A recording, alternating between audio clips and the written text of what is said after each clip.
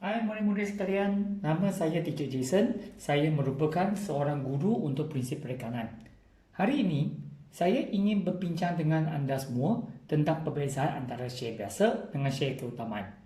Ini merupakan topik bab 5 untuk tingkatan 5. Mari kita bezakan antara kedua-duanya. Pertama, saya ingin membincangkan hak mengundi. Hak mengundi untuk share biasa ini adalah mereka mempunyai hak, iaitu berhak untuk melantik lembaga pengarah di mesyuarat agung tahunan. Iaitu semasa mesyuarat diadakan, mereka berhak untuk membuat undi siapa yang boleh dijadikan lembaga pengarah dalam syarikat tersebut. Yang ini adalah hak untuk share biasa. Manakala untuk share keutamaan pula, mereka tidak berhak untuk mengundi di mesyuarat agung, iaitu mereka hanya berhak untuk menyertai dan mendengar.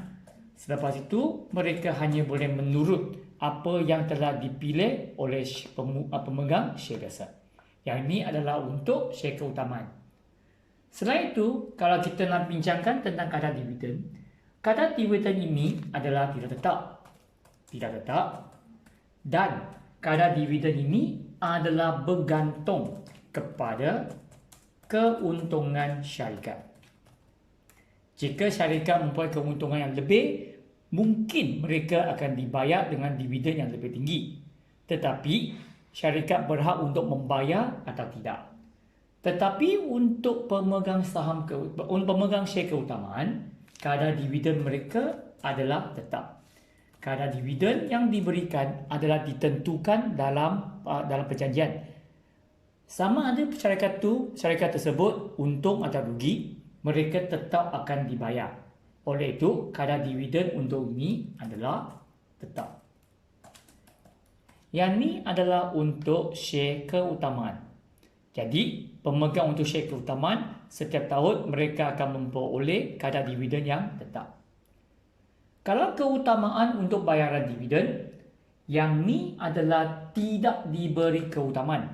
Mereka akan dibayar selepas pemegang share keutamaan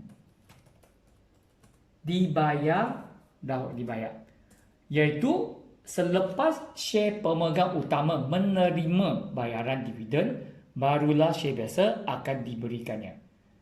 Jadi, untuk pemegang share keutamaan, mereka adalah dibayar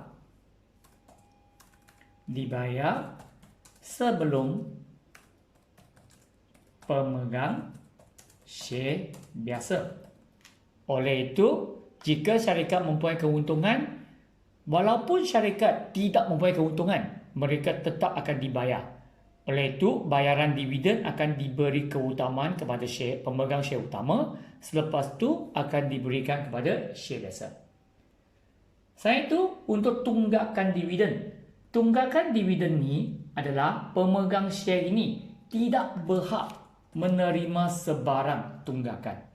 Oleh itu, mereka tidak berhak untuk menerima sebarang tunggakan. Mengapa saya berikan penerangan ini? Hal ini kerana mereka boleh diberi atau dibayar atau tidak dibayar dividennya.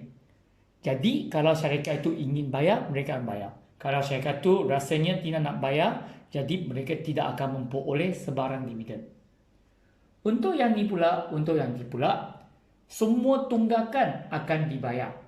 Jadi, pemegang untuk share keutamaan ini, pemegang berhak untuk mendapatkan atau menerima segala tunggakan dividen. Okey, sebagai contoh, katakan tahun 2019 mereka tidak dibayar. Okey, tahun lepas mereka tak dibayar. Jadi untuk tahun 2020 mereka akan dibayar dividen tersebut. maka tahun ni mereka akan mendapatkan dividen selama 2 tahun. Jadi, untuk share biasa, jika mereka tidak dibayar pada tahun lepas 2019, tapi tahun ni mereka tidak berhak untuk mendapat sebarangnya. Manakala share keutamaan, mereka akan memperoleh kedua-dua tahun. Last sekali, keutamaan untuk tuntutan balik modal. Tuntutan balik modal sama dengan dividen. Mereka akan dibayar. Mereka akan mendapat tuntutan selepas pemegang share keutamaan. Maknanya, share keutamaan akan menerima sebarang tuntutan sebelum share biasa akan mendapatkannya. Jadi, untuk yang ni, pemegang akan diutamakan memperoleh tuntutan balik modal. Ini merupakan manfaat sebagai seorang pemegang share keutamaan.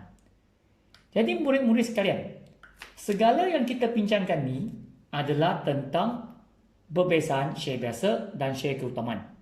Jika anda ingin mengetahui lebih lanjut tentang prinsip perakaunan, anda boleh menyertai kelas tuition kami. Kita mempunyai promosi untuk bulan 4. Selain daripada itu, anda boleh like Facebook kita, iaitu e-learning, e-learning center kita, dan anda juga boleh subscribe YouTube channel saya. Anda akan memperoleh lebih banyak maklumat dari sana. Terima kasih murid-murid sekalian. Kita akan jumpa lagi.